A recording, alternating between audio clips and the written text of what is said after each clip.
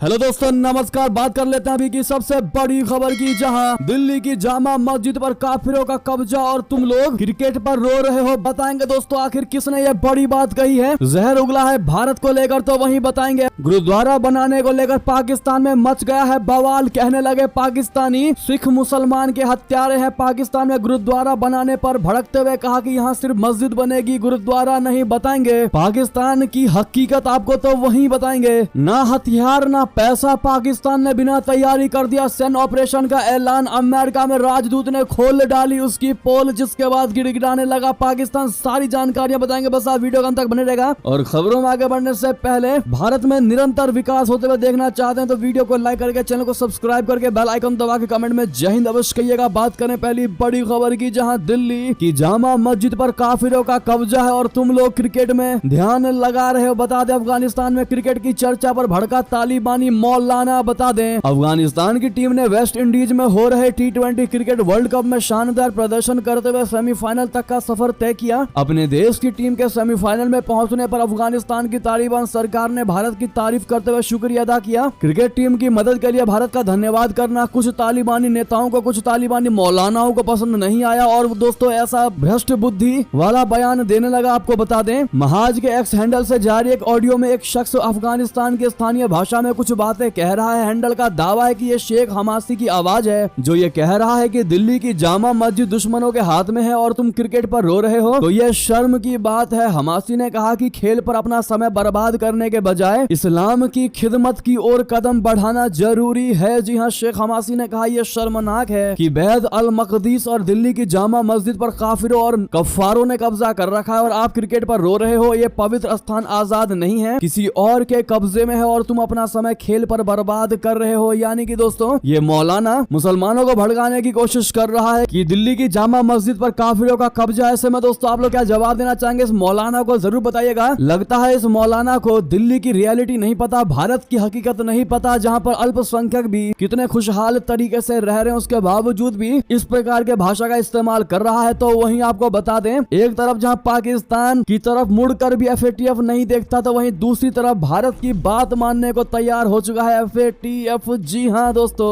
FATF ने भारत की पारस्परिक मूल्यांकन रिपोर्ट को स्वीकार कर लिया है। एंटी मनी लॉन्ड्रिंग व्यवस्था की प्रशंसा की है। जी हाँ, बता दें वित्तीय कार्रवाई कार्यबल बोले तो FATF ने शुक्रवार को सिंगापुर में हुई अपनी पूर्ण बैठक के दौरान मनी लॉन्ड्रिंग पर भारत की पारस्परिक मूल्यांकन रिपोर्ट को स्वीकार किया और आतंकवाद की फंडिंग के खिलाफ इसकी कार्रवाई की प्रशंसा की। अपने संक्षिप्त निष्कर्ष बयान में वैश्विक निकाय ने कहा कि इन दोनों क्षेत्रों में भारत अच्छे परिणाम प्राप्त कर रहा है। हालांकि FATF ने यह भी कहा है कि भारत को मनी लॉन्ड्रिंग और आतंकवाद की फंडिंग के मुकदमों की सुनवाई पूरी करने में होने वाली देरी का समाधान करने की आवश्यकता है। संस्थान ने कहा कि गुणवत्ता एवं निरंतरता समीक्षा पूरी होने के बाद देश के संबंध में अंतिम मूल्यांकन रिपोर्ट प्रकाशित की जाएगी। तो वहीं बता दें सिख मुसलमानों के हत्यारे हैं। पाकिस्तान में गुरुद्वारा बनाने पर भड़के फैसलाबाद के विधायक, कहा यहाँ सिर्फ और सिर्फ मस्जिदें बनेंगी, ना कि गुरुद्वारा। बता दें पाकिस्तान सरकार ने और पाकिस्तान की पंजाब सरकार ने फैसलाबाद में गुरुद्वारा बनाने की इजाजत दी है। इस फैसले के बाद पूरे फैसलाबाद के मुस्लिम भड़क गए हैं। पाकिस्तान के फैसलाबाद से प्रांतीय असेंबली का सदस्य बोले तो विधायक ने इसका कड़ा विरोध किया है। उन्होंने कहा कि सिख लोग मुसलमानों के हत्यारे और बलात्कारी हैं। इन्होंने भूतकाल में मुसलमानों का कत्लेआम किया है। आगे कहा कि हम किसी भी कीमत पर फैसलाबाद में गुरुद्वारा नहीं बनने देंगे। ये पाकिस्तान हमारे अल्लाह की जमीन है, यहाँ सिर्फ मस्जिदें बनेंगी और अगर पाकिस्तान सरकार ने गुरुद्वारा बनने दिया तो हम बहुत तगड़ा विरोध करेंगे। दोस्तों इस विधायक का कहना है कि जो पाकिस्तान का क्षेत्र है, पूरा पाकिस्तान का एरिया है, वो उनके अल्लाह का एरिया है, जबकि उनको नहीं पता कि पाकिस्तान भी कभी भारत हुआ करता था। भारत का हिस्सा था पाकिस्तान, जहां पर हर तबके के लोग भी रहा करते थे। लेकिन जब से पार्टीशन हुआ है तब सिर्फ मुस्लिम समुदाय मेजोरिटी के मामले में वहां पर गए हैं और आज वो उनकी जमीन नहीं बल्कि अल्लाह की जमीन हो चुकी है। ऐसे में पाकिस्तान के इस विधायक के कथन पर आपकी क्या राय होने वाली है दोस्तों, बताना मत भूलिएगा। सिर्फ सिख समुदाय को लेकर ही ये भड़क नहीं रहा है दोस्तों, हिंदू समुदायों को लेकर भी भड़कता नजर आया है। बता दें कि इस तरह की घटना पाकिस्तान में धार्मिक अल्पसंख्यकों के खिलाफ जारी भेदभाव और असहिष्णुता को उजागर करती है। पाकिस्तान के हिंदू, सिख और अन्य धार्मिक अल्पसंख्यक समुदायों को भेदभावपूर्ण कानूनों, सामाजिक बहिष्कार और धार्मिक उग्रवाद से उत्पन्न हिंसा जैसी गंभीर चुनौतियों का सामना करना पड़ता है। तो वहीं आपको बता दें चीन के सामने कटोरा लेकर खड़ा हुआ मालदीव, अमेरिकी क्रेडिट एजेंसी ने गिरा दी रेटिंग, संकट में मौजूदा देश मालदीव। बता दे कर्ज के संकट से जूझ रहा मालदीव इस समय चीन के सामने गिड़गिड़ा रहा है। जी हां, गुरुवार को मालदीव के व्यापार मंत्री मोहम्मद सईद ने देश की अर्थव्यवस्था को संकट से बचाने के लिए चीनी बैंकों के साथ बातचीत की। दरअसल अमेरिकी क्रेडिट रेटिंग एजेंसी फिच ने माले की क्रेडिट रेटिंग को घटा दिया है, जिससे मालदीव की विदेशी कर्ज चुकाने की क्षमता पर सवालिया निशान लग गए हैं। जैसे भारत में हर एक व्यक्ति के लिए सिविल स्कोर होता है, जिसको लोन की आवश्यकता होती है तो सिविल स्कोर के हिसाब से लोन दिया जाता है, वैसे ही ठीक उसी तरह अमेरिकी क्रेडिट रेटिंग एजेंसी है दोस्तों, जो देश को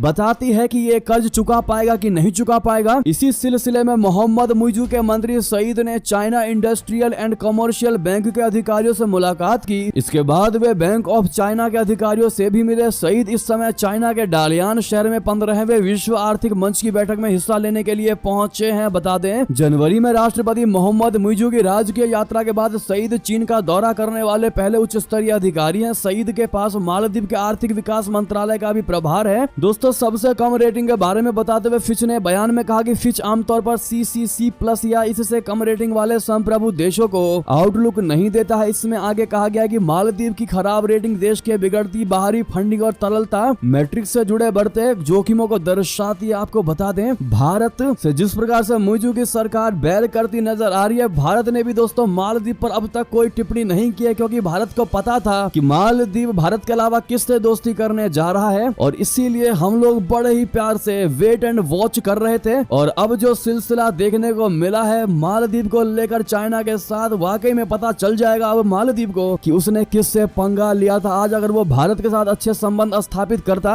तो उसकी स्थिति आज जैसी है वो नहीं होती। ऐसे में अब देखते हैं क्या देर सही मालदीव की आंखें खुलती है या नहीं खुलती। आपको क्या लगता है दोस्तों, बताइएगा जरूर। तो वहीं बता दें, तुम अपराधी, तुम मूर्ख हो, मंच पर ही उलझे ट्रंप और बाइडेन, हुई तीखी नोक झोंक। जहां राष्ट्रपति बाइडेन और उनके रिपब्लिकन प्रतिद्वंदी डोनाल्ड ट्रंप के बीच राष्ट्रपति पद की चुनाव प्रक्रिया की पहली बहस के दौरान अर्थव्यवस्था, सीमा, विदेश नीति, गर्भपात और राष्ट्रीय सुरक्षा की स्थिति पर बहस हुई। इस दौरान दोनों ने एक दूसरे को झूठा और अमेरिकी इतिहास का सबसे खराब राष्ट्रपति करार दिया। बृहस्पतिवार रात को बाइडेन और ट्रंप के बीच लगभग 90 मिनट तक हुई बहस के दौरान दोनों ने एक दूसरे पर निजी हमले किए। बाइडेन ने पूर्व राष्ट्रपति ट्रंप को मूर्ख और हारा हुआ व्यक्ति करार दिया। डेमोक्रेटिक पार्टी के संभावित उम्मीदवार बाइडेन ने ट्रंप का जिक्र करते हुए कहा कि मैं हाल में डी के लिए फ्रांस में था और मैंने उन सभी नायकों के बारे में बात की जिन्होंने जान न्यौछावर किया। मैं द्वितीय विश्व युद्ध और प्रथम विश्व युद्ध में मारे गए नायकों के कब्रिस्तान में गया, जहां उन्होंने यानी ट्रंप जाने से इनकार कर दिया था। जी हाँ, यानी दोस्तों इस बहस के दौरान, डिबेट के दौरान दोनों ने एक दूसरे पर भारी मात्रा में कटाक्ष किया है। तो वहीं बता दें, ट्रंप प्रशासन में उपराष्ट्रपति बनकर सम्मानित महसूस करूंगा। जी हाँ, राष्ट्रपति चुनाव पर बहस के बीच बोले रामास्वामी। भारतीय अमेरिकी करोड़पति उद्यमी विवेक रामास्वामी, जिन्हें पूर्व राष्ट्रपति डोनाल्ड ट्रंप का प्रतिद्वंदी माना जा रहा था, उन्होंने अब ट्रंप प्रशासन में उपराष्ट्रपति बनने के लिए अपनी उत्सुकता व्यक्त की। उन्होंने कहा कि वो ट्रंप प्रशासन में उपराष्ट्रपति के रूप में खुद को सम्मानित महसूस करेंगे।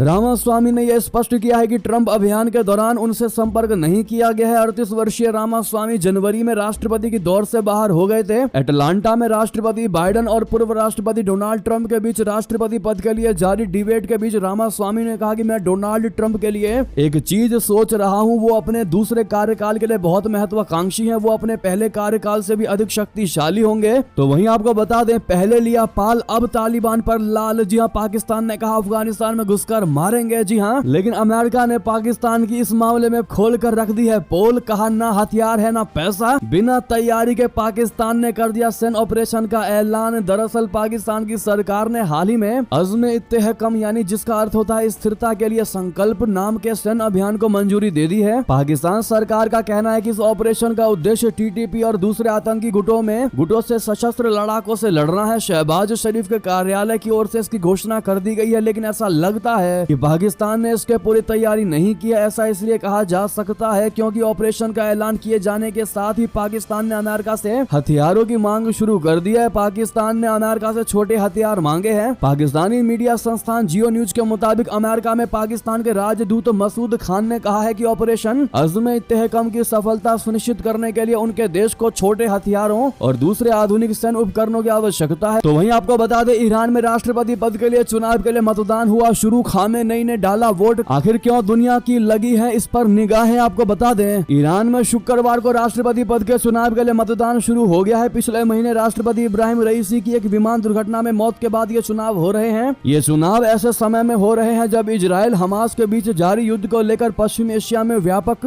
स्तर पर तनाव है और ईरान पिछले कई वर्षों से आर्थिक संकट का सामना कर रहा है। मतदाताओं को कट्टरपंथी उम्मीदवारों और एक कम चर्चित राजनेता के बीच चुनाव कराना होगा जो ईरान के सुधारवादी आंदोलन से जुड़ रहे हैं। चुनाव प्रक्रिया की निगरानी करने वाले गृह मंत्री अहमद वहीदी ने बताया है कि सुबह 8 बजे मतदान शुरू हुआ। ईरान के 85 वर्षीय सर्वोच्च नेता अयातुल्लाह अली खामेनी ने चुनाव में पहला वोट डाला और जनता से मतदान करने का आग्रह किया। विश्लेषक राष्ट्रपति चुनाव में त्रिकोणीय मुकाबला मान रहे हैं। उनका मानना है कि मुख्य मुकाबला 2 कट्टरपंथी उम्मीदवार पूर्व परमाणु वार्ताकार सईद जलीली और संसद के अध्यक्ष मोहम्मद बाघेर कलीबाफ और सुधारवादी के तौर पर पहचाने जाने वाले उम्मीदवार मसूद पेजकिशियन के बीच है। तो वहीं आपको बता दें आखिर क्या है रुद्रम 1 एयरफोर्स का वो ब्रह्मास्त्र जिसे चाइना पाकिस्तान खुद के लिए मान रहे हैं। काल बता दें इस समय भारतीय वायुसेना की एक मिसाइल बोले तो रुद्रम नाम से चर्चा में है। रुद्रम 1 नई जनरेशन की एंटी रेडिएशन मिसाइल है जिसको हवा से सतह पर मार करने के लिए डिजाइन किया गया है। इसकी रेंज और स्पीड का फायदा वायुसेना को मिलेगा। काफी दूर से ही दुश्मन टारगेट को ध्वस्त किया जा सकता है। रुद्रम 1 मिसाइल जुड़ने से वायुसेना के जंगी जेट्स की ताकत कई गुना बढ़ जाएगी। रुद्रम मिसाइल सुपरसोनिक और हाइपरसोनिक दोनों है। रुद्रम 1 के किलर फीचर्स की बात करें तो 600 किलोग्राम वजनी इस मिसाइल की लंबाई 18 फीट है। इसमें 55 केजी वजन का pre fragmented war head attach है। तो वहीं आपको बता दें पाकिस्तान में भारत की जीत पर मना जश्न, खुली शैंपेन की बोतल, पाकिस्तानी जमकर भारत को देने लगे बधाई। बता दें T20 विश्व कप के सेमीफाइनल मुकाबले में गुरुवार देर रात टीम इंडिया ने इंग्लैंड को हरा दिया। इस बीच पड़ोसी पाकिस्तान से हैरान कर देने वाले वीडियो सामने आए हैं। पाकिस्तान में जहां कुछ लोग इंडिया के नाम से ही चिढ़ते हैं तो वहीं कुछ पाकिस्तानियों ने आई लव यू इंडिया के नारे भी लगाए। युवाओं ने कहा कि भारत ने गोरों को नानी याद दिला दी, 2014 और 2022 का बदला ले लिया। ऐसे में सोशल मीडिया पर यह वीडियो जमकर वायरल हो रहा है। तो वहीं दोस्तों सेमीफाइनल में भारत की जीत पर आपकी क्या राय होने वाली है? आप लोग इंडिया की टीम को किस प्रकार से सपोर्ट कर रहे हैं कमेंट में बताइएगा जरूर। साथ में आपके हिसाब से आपका फेवरेट प्लेयर कौन है इंडिया की टीम में बताना मत भूलिएगा। तो वहीं बता दें भारत ही नहीं कनाडा के लिए भी सिरदर्द बना हुआ था। निज्जर फिर क्यों खालिस्तानी आतंकी की बरसी पर आंसू बहा रहे थे जस्टिन ट्रूडो। बता दें खालिस्तानी आतंकी हरदीप सिंह निज्जर की पहली बरसी पर कनाडा की संसद में मौन रखकर शहीद जैसा सम्मान दिया गया। ये जानते हुए भी कि वो कनाडा की सुरक्षा के लिए खतरा था, फिर भी प्रधानमंत्री जस्टिन ट्रूडो ने संसद में निज्जर की पहली बरसी पर आंसू क्यों बहाए? उसको जिस तरह सम्मान दिया गया वो आमतौर पर महत्वपूर्ण राष्ट्रीय महत्व के लिए लोगों के योगदान की याद में दिया जाता है। इंडिया टुडे में ग्लोब एंड मेल के हवाले से एक खुफिया रिपोर्ट छपी है जिसमें बताया गया है कि निज्जर भारत के लिए ही नहीं बल्कि कनाडा की शांति और कानून व्यवस्था के लिए भी बहुत बड़ा खतरा था। वो कनाडा सरकार के लिए चिंता का विषय बना हुआ था। कनाडा सरकार ने उसके बैंक अकाउंट फ्रीज कर दिए गए थे और उसको नो फ्लाई लिस्ट में भी रखा था। कनाडा के सिखों के लिए गैर कानूनी हथियारों की ट्रेनिंग प्रोग्राम के सिलसिले में भी उससे पूछताछ की गई थी। रिपोर्ट में खुलासा किया गया कि निज्जर कनाडा सरकार के लिए चिंता का बहुत बड़ा विषय बना हुआ था, लेकिन फिर भी ट्रूडो की सरकार उसकी बरसी मना रही है। जी हाँ, तो वहीं आपको बता दें अमेरिका पर किस बात को लेकर भड़का पाकिस्तान, सबसे ताकतवर देश को दिखाई आंख। जी हाँ, अमेरिका ने पाकिस्तान के आम चुनाव में धांधली को लेकर सवाल उठाए तो पाकिस्तान भड़क गया। पाकिस्तान ने अमेरिका पर आंतरिक मामलों में हस्तक्षेप करने तक का आरोप लगा दिया। दरअसल अमेरिकी सभा ने बुधवार को एक प्रस्ताव पारित किया था जिसके कुछ घंटों बाद ही पाकिस्तान ने बयान जारी किया। प्रस्ताव में पाकिस्तान में फरवरी में हुए आम चुनाव की विश्वसनीयता पर सवाल उठाए गए जिसमें चुनाव में कथित अनियमितताओं की स्वतंत्र जांच की मांग की गई। और इस